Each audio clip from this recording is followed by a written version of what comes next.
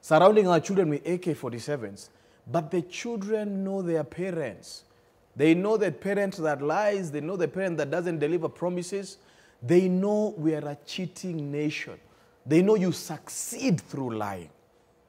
That's the thing. That is what we have consistently trained this generation. Dennis, you know, they know when you put it like that, it seems like a very big problem. Because when you talk it about is it a as problem, a society, because how do you break it down? But you see, actual deliverables you can only break it down this? by changing us, the parents, and being the best examples. You know, children don't just learn through instructions; they learn through mimicking the actions and the characters of their seniors.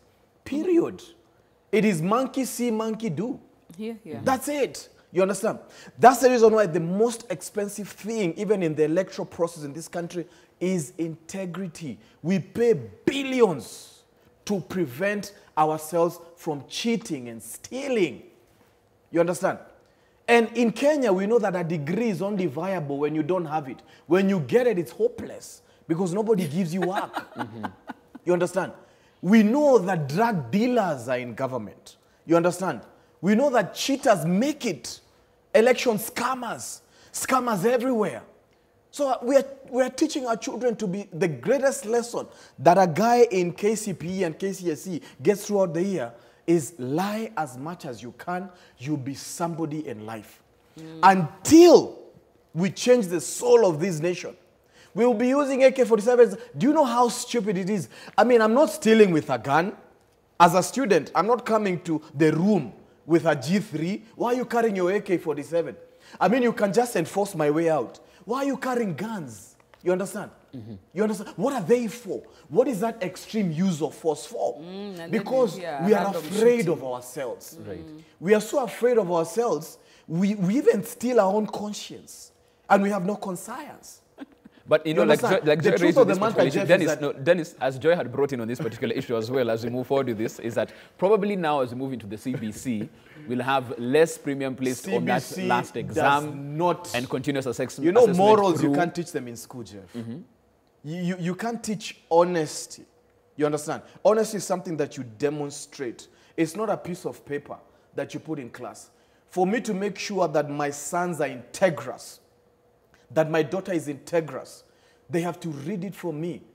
One of the reasons why I have to stand by morality is because my father was a principal in schools that he never stole a cent. He didn't drive any car or even own a bicycle because he stuck to his salary. I watched him do it. If they don't watch me do it, if they watch me buying cars and they know these cars are stolen, you understand? This guy doesn't keep his promises to his wife, who is our mother. This guy lies and does this. This guy lies, does this. This guy is on corruption cases across. Who are they going to become? Exactly like the chip of the block. So the greatest thing that we can do in this country is save the soul of this nation by being integrous. It's the greatest lesson that we can do in the best education system is education system that puts a high premium on integrity and morality. Because today we have professors who are thieves. We have doctors who are thieves. And we have doctors who are murderers. You understand? And that's the tragedy of the exam. That's the reason why you see the only thing that Magoha says, he talks down on the exam results and he puts a high premium on cheating. Because he knows the guys behind him in a press conference are thugs. Period. Right. And of course, this one just squarely putting it back to each and every single one of us in terms of what we do is what the children see and emulate. So even if we come with the choppers. Just think about it. It was barely a month ago when we were talking about the Consolata boy and talking about modern day parenting. And there's a point that Dennis is making about monkey see, monkey do. We must admit it, we have been a poor example to our children. But over and above that, we have also demonstrated that these papers actually mean nothing. The reason why, in fact, the biggest culprits in this cheating scandal is not even the teachers or the children. It's the parents. It's parents who buy these exams. That's why they banned these school prayers, because the parents used to turn up in school kitted, telling your boy, you know what, I know you've done nothing for the last 4 years, boy, but if you ever listen to me, read these ones thoroughly. Right. The parents themselves have we have cushioned our children. We have not taught them the value of hard work. We've not taught them the value of a shilling. We have this kababa generation that we have raised. We are now reaping the whirlwind where we have children who do not know the value and the satisfaction that comes from working hard and reaping the benefits of hard work. When we were going to school, it was your ticket out of poverty. It was your ticket out of your circumstances in life. Right. So you worked hard because you had to get out of something. But now your children have been driven to school every single day. They eat whatever they want on demand. They don't have to wait for Christmas for new clothes. What are they working hard towards? We have to find a way of demonstrating the value of hard work to our children. And over and above that, there's something that Dennis has also alluded to. Sometimes exam losers seem to be the ones who are winning. You've had that allusion of the A students are hired by the B students to work in the C students' factories that are owned by the D students.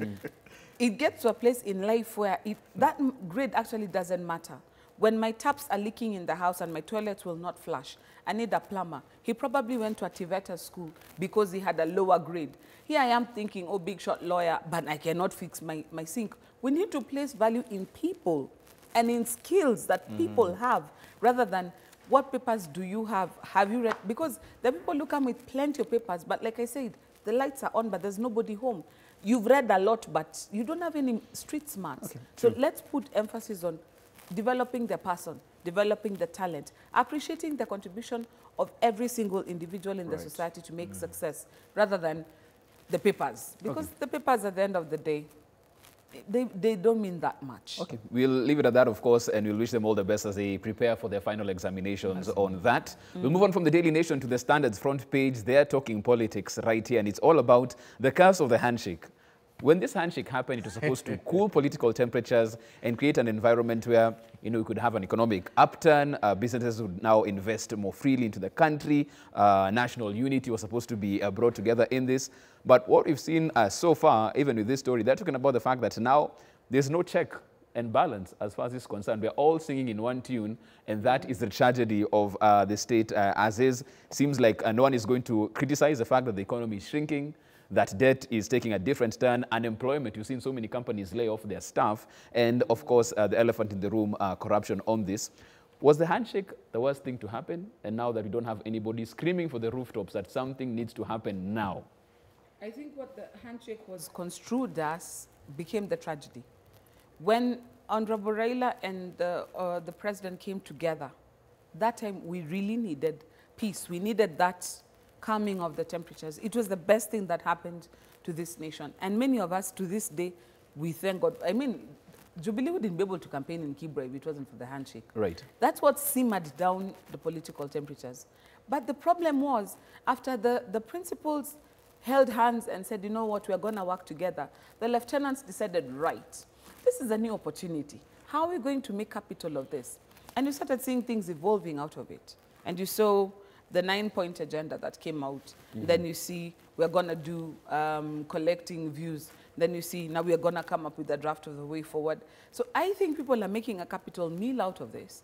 And it seems like one of the ways of ensuring that you're on the gravy train when it finally leaves is that you sing from the same song sheet. The tragedy with that is that we've got this curious position where Jubilee is a government in power and in opposition at the same time. We shouldn't be having Tanga as the opposition. We should be having the minority party playing the part of a minority party with shadow ministers who are shadowing everything that the minister is doing and exposing things. Parliament should be full of reports and counter-reports. Or the CS says this, but the shadow minister from the minority party says this. That's what we should be seeing, a more robust checks and balance system. Because with the kind of system we have now, if the minority party does not play its whistleblowing role, if it does not play its checks and balances role, its oversight role, then government gets away with rape, murder, and manslaughter. And that's a situation we have today, where if you look at a scandal and you look at what is being unearthed, you'll find a consistency. People are on another trajectory. But for me, the bigger tragedy is we've got to a place where nobody is speaking up for the normal mwananchi. When the politicians agree on this is what we are going to do, there's no one to say, hold up, is this really a good idea? Like the numbers that have been put in the standards, the number of jobs that have been lost, the number of towns that are shrinking, the economies that are dying. Last week, the paper was highlighting Mount Kenya dying towns. Today, I'm seeing they're highlighting towns in Western and in Nyanza that are now ghost towns. This country is bleeding. We are hemorrhaging. And there's nobody who seems to be able to do anything about it. Dennis. So I can say, handshake curse, it was a blessing, but it's morphing into a curse. Dennis, we'll bring you in on this as we're looking at the fact that even when you talk about not only what's happening in the local economy, but external debt as well. Some people saying that, you know, Parliament has now just become a rubber stamp. Executive decides this is the loan we're going to take from this particular place. Just go and approve it, and we'll go and take the loan. Up until now, questions on, you know, the details as far as the SGR loan is concerned, was the port as collateral, some things we don't even know that should have been debated and just, you know, brought to the fore for everybody to know. Has Parliament just lost its teeth after the handshake? You know, Parliament didn't just lose its teeth. They never had teeth in the very first time. It's just a child who malfunctioned in one way or the other, and the teeth never came out. Their teething period was disrupted by demagoguery at the end of the day. Let me tell you what the tragedy is. I strongly believe in foundations, Jeff. And if you build a church on a blobbing sewage, the high priest and his altar is likely to sink into that sewage. I strongly believe in foundations, and this is why. And I was discussing this with some colleagues in the security industry. And I said the spirit behind the handshake. And if we go all the way into the elections of 2017, there are critical things that fall under the rule of law that were not dealt with. The false swearing in, the brutality that came from that. Then there was a handshake. The spirit behind the handshake is not just pretentious, but it portends the law of lawlessness. It actually institutionalizes lawlessness in this country. And that is why you're seeing even the politics in Kibera is ban them, buy fuel. Munataka bangi tualete. I shudder to imagine how 2022 will be, because every useful arm of law in this country has been de-weaponized based on the fact that we never dealt. Even if Honorable Raila shook hands with the president, we should have addressed critical areas of justice and injustice in this country. Fix the foundation, Jeff. Fix the foundation.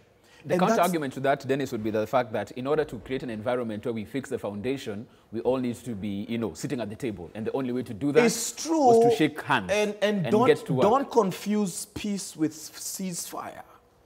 Because there's no peace in this country, Jeff. It's a ceasefire. It's a ceasefire.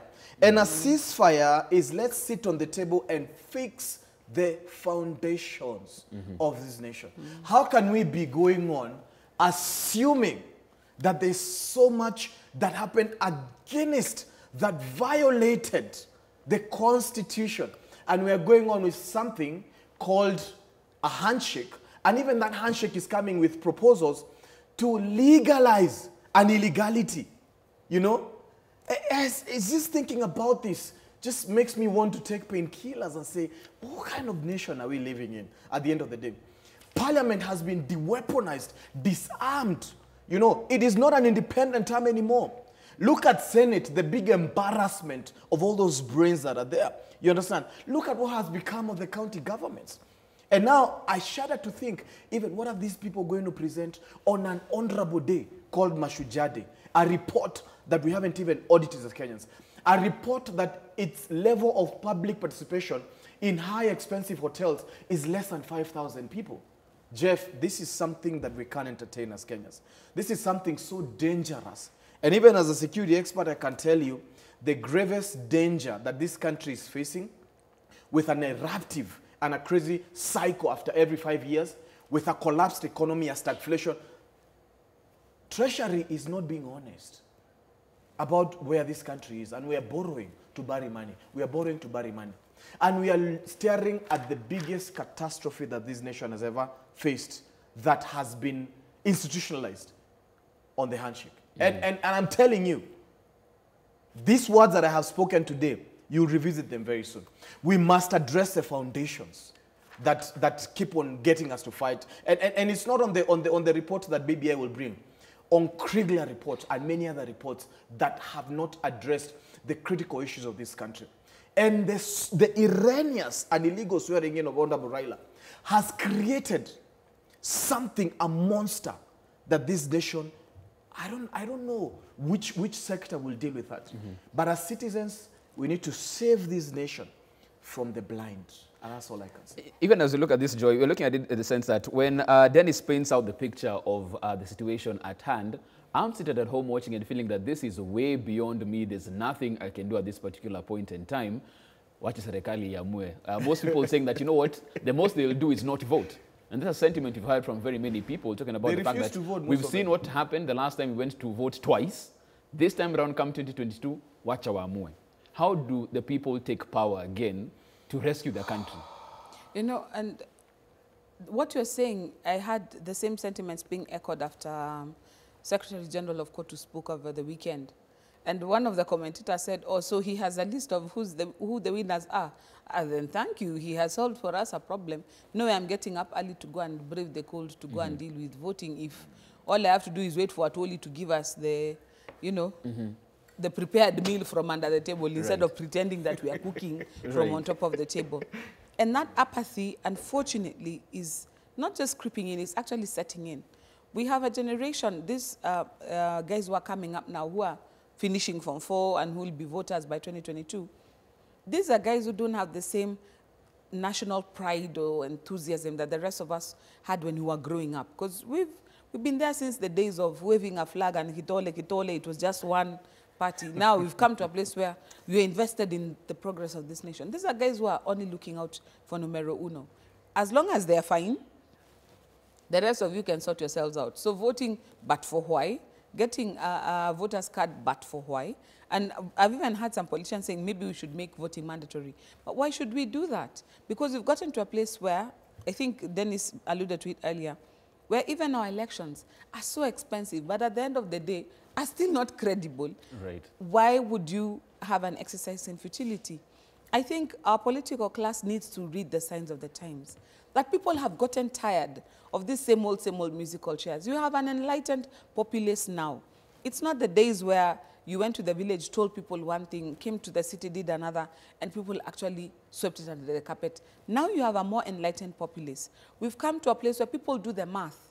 They sit down, like there's a cartoon in one of the dailies where there's a trapeze show happening, and the Kenyan is a little skinny guy on the higher trapeze, and that is the big old guy that's jumping from the other. And we expected to catch this guy. Kenyans will look and will decide they're folding their arms. You fall. Let this country fall apart. We have talked about the way the Kenyan now is not just more sophisticated, but more outspoken. People are demanding answers. And the politicians have to wake up to the reality that it's not business as usual. If Kenyans are going to be invested in rescuing their country, some things have got to change. And if they don't, then you're staring at a situation where, as far as I'm concerned, the biggest threat in this country is unemployment. And when you have unemployment, divisive politics, an election coming up, it's a Molotov cocktail.